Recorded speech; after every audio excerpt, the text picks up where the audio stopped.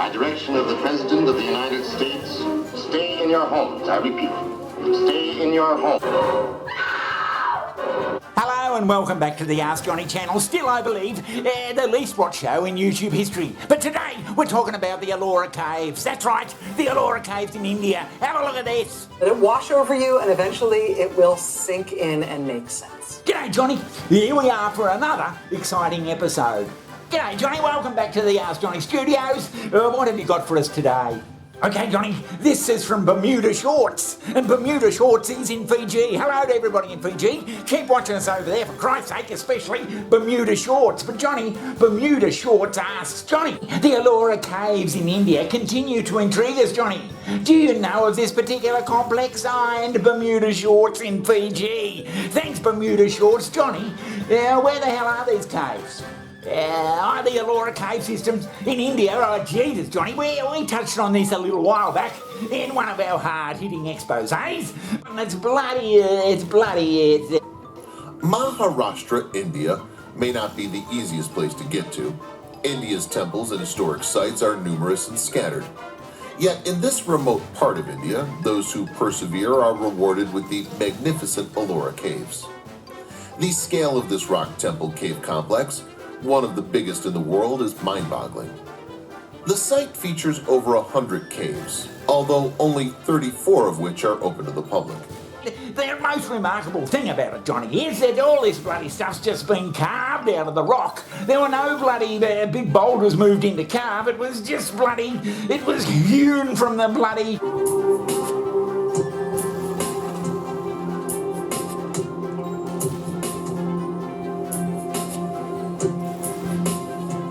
Jesus Christ, have a look at that thing.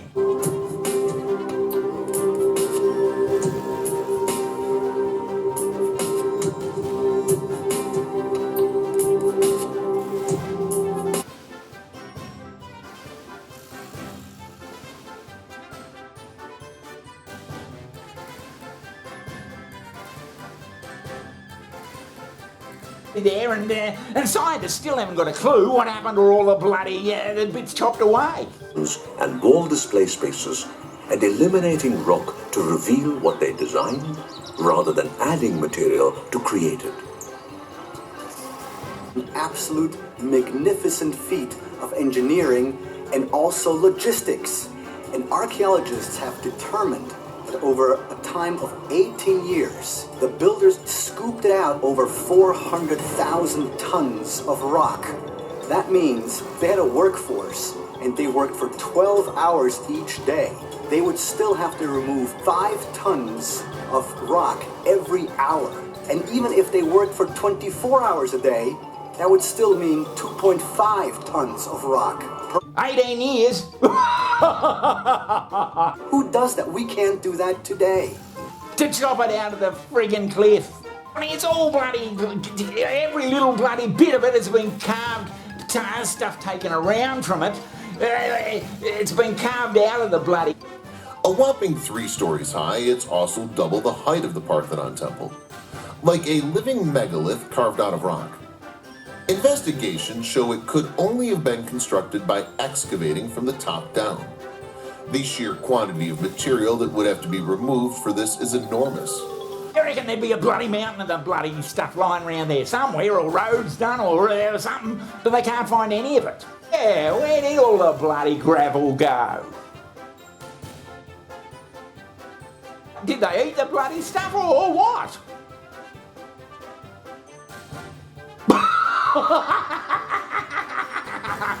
Johnny, no one can tell you how old the bloody things are. There's not a date stamped in there like the good old buildings in Europe somewhere.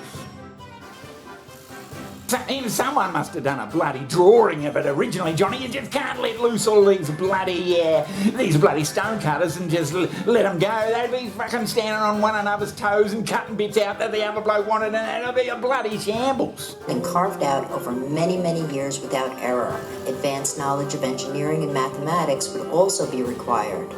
There are spots in which a human cannot fit through. Someone must have been in charge of it. not just the one we've been looking at, Johnny. There's bloody 30 of them along in this bloody cliff, and half of them are closed off by the authorities. Archaeology is closing this place off indefinitely, leaving locals and pilgrims of the entire globe furious. Cut it off, and the only way you can get in there to have a look at it is if you've got some sort of PhD or you know somebody, or you're fucking Donald Trump's bloody nephew or something, or whatever. You just can't go. Closed? Why are they closed? I reckon it was because dumbass people like you and I, Johnny, were coming along and saying, hang on a minute, this stuff, then you've got to have a better explanation than that for it, for sure. It could be aliens.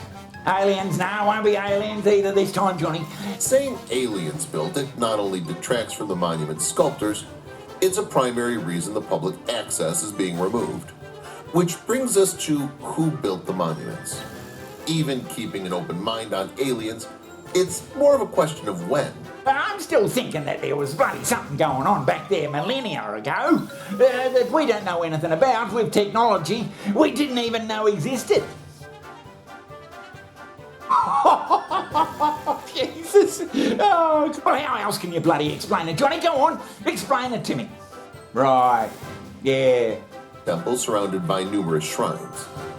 Then there's the problem with the carvings. Such elaborate, ornate, and intricate carvings took time. A lot of time. With the quarrying of the main structure, this was an immense building project.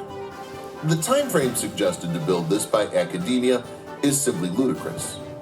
The material quarried from the rooms is nowhere to be seen either. Academia in India is no different to the rest of the world. Historians feel the responsibility to answer engineering questions. Laughable notions of construction or lack of interest ensues, whilst engineers point enigmas are thus largely ignored. Just go on and on and on, Johnny, and more dumbass YouTubers like me and you, we'll keep asking questions and I'll just keep bloody ignoring them.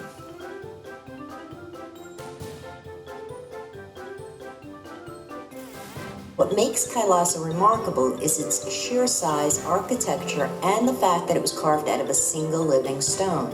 Dedicated to Shiva, god of creation and destruction, the impressive structure is a freestanding multi-story complex that covers an area more than twice the size of the Parthenon in Athens, Greece. 3 stories high, it's also twice as tall as the Parthenon. The temple is a megalith, carved out of a single rock, and it supposedly could only have been constructed by the vertical excavation method, meaning it would have had to have been carved from the top down. Then there's the problem with the carvings. Such elaborate, ornate, and intricate carvings took time. A lot of time. With the quarrying of the main structure, this was an immense building project. The time frame suggested to build this by academia is simply ludicrous. 18 years?